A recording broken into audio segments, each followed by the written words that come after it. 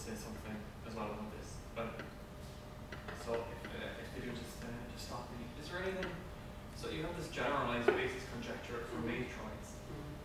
Is there anything, or is there anything known for when you kind of restrict your class of matroids? Like there are all sorts of matroids with like it's been extra proven for properties.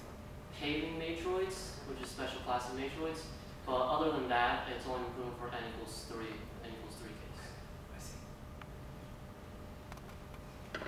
Yeah. So it seems like if the conjecture is true, you've developed an algorithm to find all of the rainbow, or at least start finding these solutions. That's pretty much what you've got there, isn't it? Basically, yeah. Because you proved it for n equals 3, you've done all of these cases for n equals 4. Yeah. Just based on this really initial evidence. The example you showed, there was a lot of examples where it was true. I'm just wondering, as you make the problem larger, it would be really cool to just throw your algorithm at some, not all n equals 10, but a handful of them, and just see how often it works. Because just like with so many other conjectures, if practically the number keeps going up, you think, well, that's probably right, unless it starts coming down. Well, I actually That's a really cool algorithm. I actually started running a program for n equals 5 to see if I could find maybe a counterexample, even though like it's way too complex to actually finish within the age of the universe. Sure. So, But you found everything you tried worked fast. yeah. Excellent. Yeah, like I didn't go into any algorithms, data structures, and optimizations because I just assumed that no one has any programming experience. But if you have any questions about that.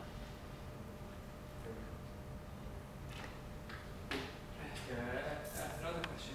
You spoke about the proof of Shmuel in B7.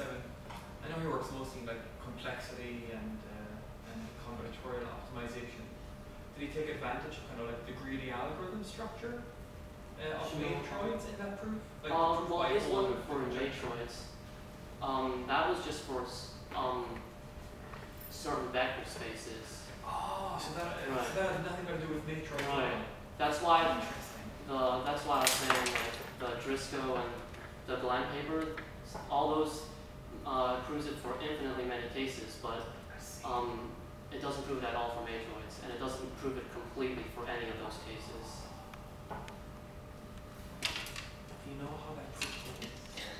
It's not reasonable. Yeah. Like it's reasonable if you don't. But Yeah, it's basically he finds like some determinant property of these Latin squares, and like he has, well, it's kind of complicated, but like he sets up like ordered pairs of permutations that basically permute the rows as Stephanie was explaining, and so this is somehow related to the determinant of this matrix.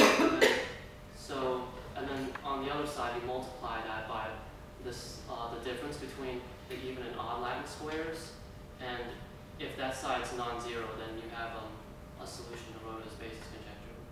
That's basically the gist of it. It's like a real elegant 3-page paper.